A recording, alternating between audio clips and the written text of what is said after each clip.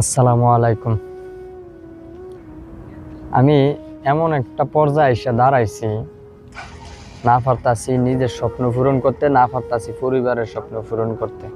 মানে একদম আপনার জীবনটা একটা থমকে গেছে এরকম আর কি।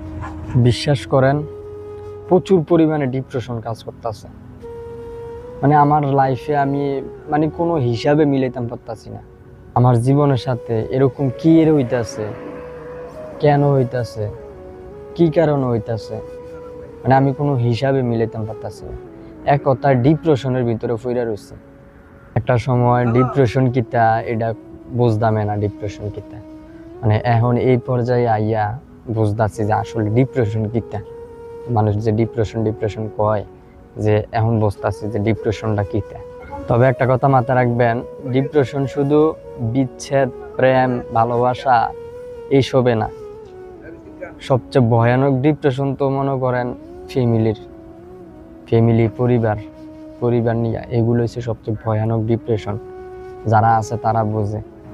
এগুলা সবাই বুঝতো না, আমার কথা সবাই বুঝতো না।